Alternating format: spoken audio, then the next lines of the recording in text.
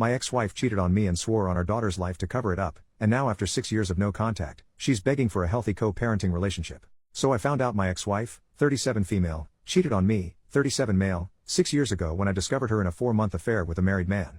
We share a 15-year-old daughter together and co-parent exclusively through my sisters, or email. I found out because the affair partner's wife sent me all of the pictures and videos that they took of them cheating on us with his phone. Some of the deal breakers for me was that she did a bunch of spicy acts with her affair partner that she would flat out refuse to do with me, saying that those acts were disgusting, and against her integrity as a woman. She literally told me her body, her rules.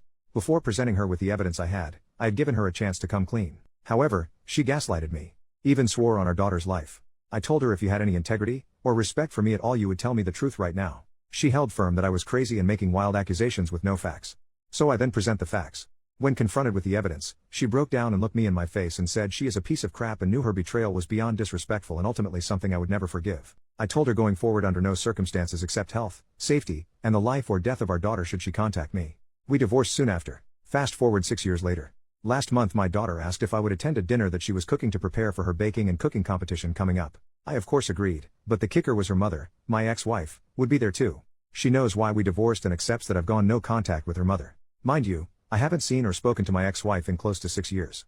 At the dinner some of my former in-laws and ex-wife were there, as well as my sisters and myself. My daughter's food was delicious and everything went pretty smooth.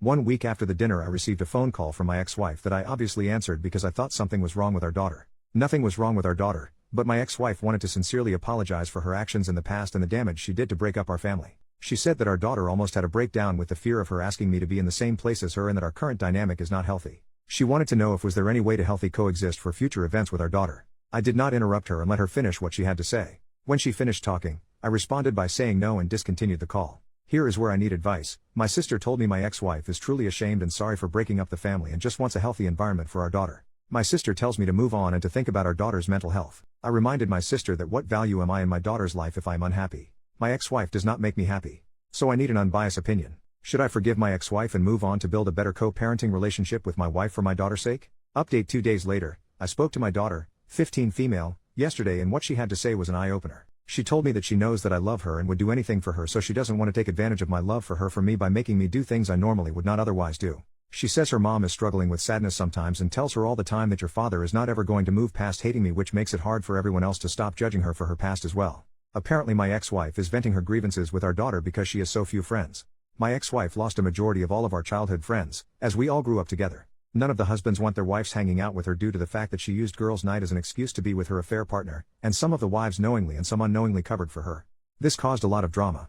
It is a common belief that some of the other wives were cheating as well, but no other proof can be found. Since my divorce with the ex, the other wives have essentially removed her from the group to save their marriages.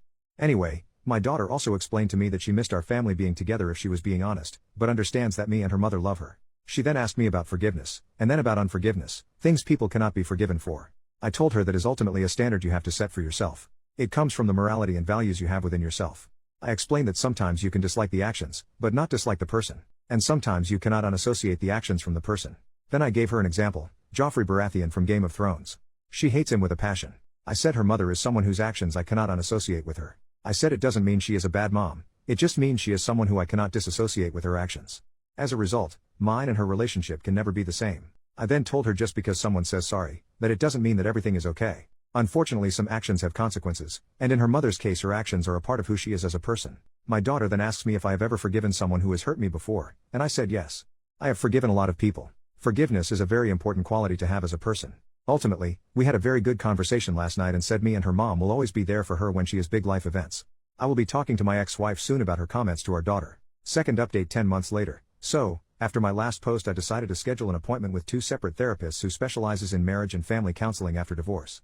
I saw these 2 therapists over the course of 5 months. I did 5 sessions with each therapist, 1 woman and 1 male. In the sessions, I went over all my issues I dealt with my ex-wife and the current dynamics we have in place now.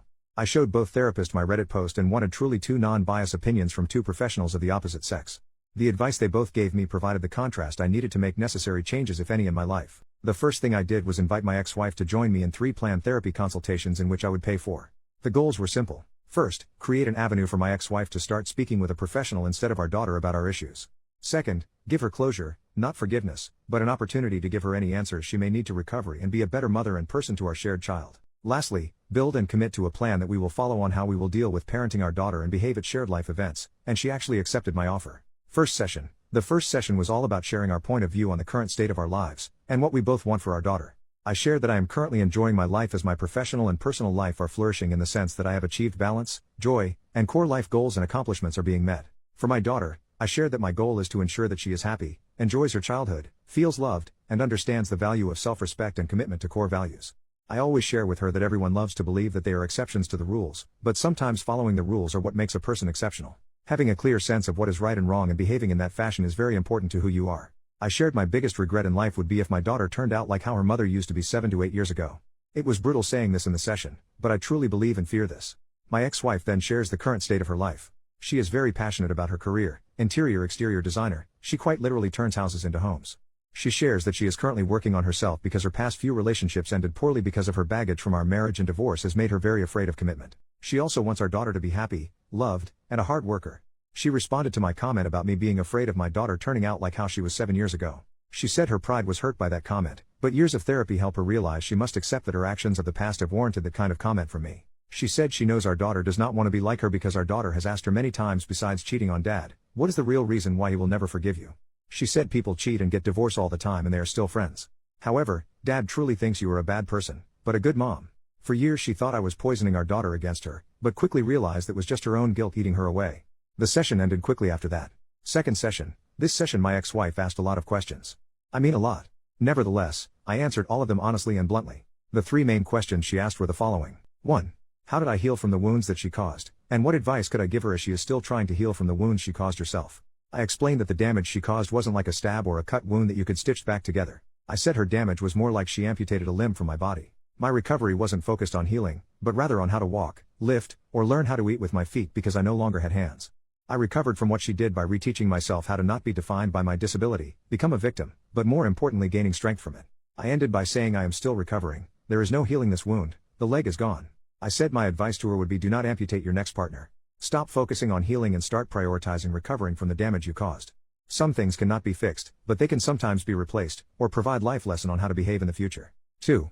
How can she replace what she has broken? I reply by giving an analogy. When a woman has a miscarriage, she doesn't replace the child she has lost when she has another baby. She values the life of the child she is because she knows what it is like to lose a child or not have a child at all. She doesn't replace what she has lost, she has to use her previous loss as a vehicle to find love in what she is now. I reiterated that she cannot replace or fix this. Her actions are permanent and cannot be undone. She must recover and use her experience to be better next time. 3. Is there anything she could do to allow us to be friends again? I replied by saying no. However, her being a great mother to our daughter and showing her how to recover from making the mistakes she made in her past would go a long way in making sure our shared interest is met. I explained there is no scenario in which I can give you forgiveness, because it is not a gift I can give. This gift must come from yourself. I cannot be responsible for your happiness or forgiveness. 4. Would you allow me to keep trying? I respond sure. Last session, we made major agreements. We came to an agreement that I would allow her to contact me outside of emergency if she agreed to not speak about our relationship with our daughter. Please let her be a kid. She can call me directly if she wants to coordinate vacations, holidays, or gifts. I will agree to do 1 counseling session a year with her until our daughter is married or graduates from college. The goal is the session is to build a stronger co-parent relationship and ensure we are not letting our past ruin share experiences with our daughter. Overall, it has been 3 months since our last session, and I believe that I did what was in the most important immediate need for our child, which was ensure she does not feel she is responsible for me and her mother's happiness when it comes to her life. She is back to being a now 16-year-old teenager, worrying about boys, clothes, and social status, which I am perfectly happy to deal with. As for my ex-wife, that is a whole other thread.